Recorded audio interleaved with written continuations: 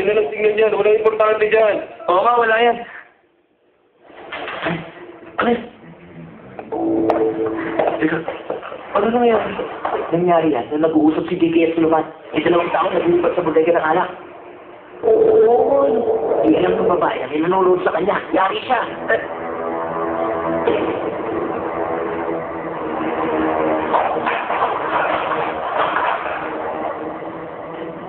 Ano to, ha?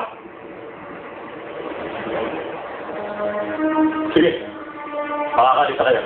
Kami ng bahala sa statement nila. Ayun, ayun, sir.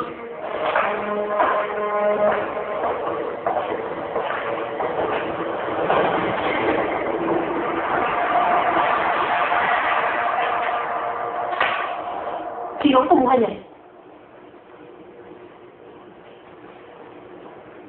Sabihin niyo.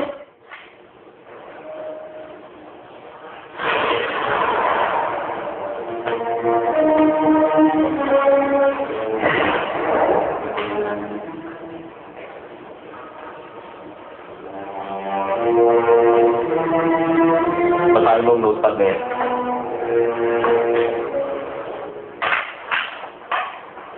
Sharon, ano? Sorry tinulungan lang namin si AJ. Oo, tinutulungan namin si AJ. Okay na takbo na lahat, pero hindi namin inaasahan ang nangyari to, tsaka... Ano itong plan A at plan B? Tinanong ko kayo kung bakit kayo nandito. Ayaw niyong sabihin. Kaya pala nung simula pa lang. Alam niyo lang may camera dun sa bodega. Tama ka!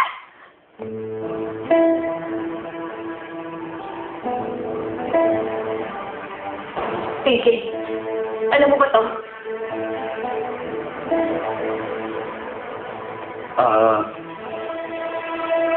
Hindi ko alam kung bakit gagawin ni Francis at Blue ito. Pero ginawa nila ito para tulungan ako. Hindi ko sila pwede ilagyan.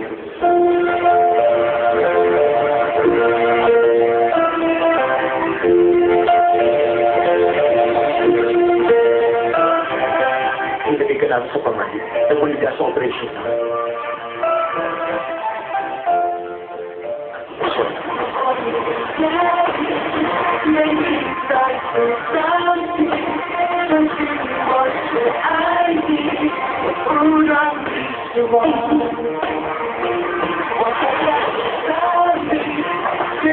At swerte talaga ng boyfriend ko. Liligawan sana kita kaso nung 12 years old ka pa lang. Alam ko siya lang gusto ko.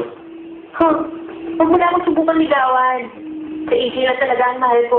Wala nang iba. Kahit na halos araw-araw kaming mag-away nun.